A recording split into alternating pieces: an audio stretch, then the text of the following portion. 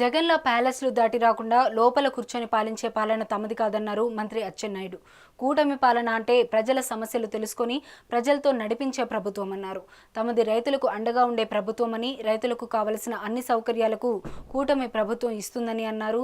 Cocoa రైతుల సంబంధించి కంపెనీలు కొనుగోలు చేయకపోతే 50 రూపాయల సబ్సిడీ ఇచ్చి మొత్తం సరుకును కొనుగోలు చేయాలని నేరుగా రైతుల దగ్గరికి వచ్చి సమస్యలను తెలుసుకుంటామన్నారు అచ్చెన్నాయుడు. ఏదో 50 రూపాయలు ఇస్తున్నాం కదా మీరే పడండి అని కాదు, నాకు చాలామంది ఫోన్లు చేస్తున్నారు, ఇంకా కొనడం లేదండి మీరు 50 రూపాయలు ఇచ్చిన. అందుకే ఫీల్డ్కి వెళ్ళి చూస్తున్నాను, రైతులతో మాట్లాడతాను, ఎక్కడ సమస్య ఉంది తప్పనిసరిగా ఈ సంవత్సరం కోకో రైతు దగ్గర ఉన్నటువంటి ప్రతి గింజ కొనే విధంగా చర్యలు తీసుకుంటాం. నెక్స్ట్ ఇయర్ నుంచి ఈ సమస్య ఉండకూడదు. ప్రతి సంవత్సరం ఈ సమస్యతో మనం సతమతవడం మంచిది కాదని ఈరోజు పామాయిల్కి అయితే ఏ విధమైనటువంటి ధరలో అదేవిధంగా కోకో కూడా ధరలు నిర్ణయించి మనం ఒక సిస్టమ్ తీసుకురాగలిగితే ఈ సమస్య ఉండదు. ఒక్కొక్క సమస్య మనకు ఎదురవుతుంది.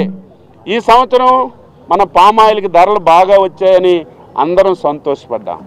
ఈ మధ్యకాలంలో కేంద్రం ఒక నిర్ణయం తీసుకుంది. మొన్నటి వరకు కేంద్ర ప్రభుత్వం ఇతర దేశాల నుంచి వచ్చినటువంటి పామాయిల్కి 20% ట్యాక్స్ వసూలు చేసేది. అది 20% నుంచి 10%కి తగ్గించింది.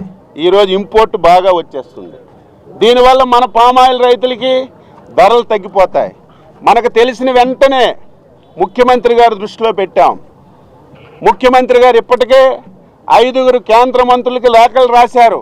ఇప్పుడిప్పుడే పామాయిల్ స్ట్రీమ్ లైన్ అవుతుంది, రైతులకి ధర వస్తుంది. ఈ సమయంలోనే మీరు ఇలాగా 20% నుంచి 10%కి తగ్గించి ఇంపోర్ట్ చేస్తే ఈ రకంగా రైతులకు నష్టం జరుగుతుందని ఒత్తిడి చేసి మళ్ళీ మేము అవసరమైతే ఢిల్లీ వెళ్ళి యాజిటీజ్గా చేస్తే పామాయిల్ రైతులకి ధరలు వచ్చే అవకాశం ఉంది.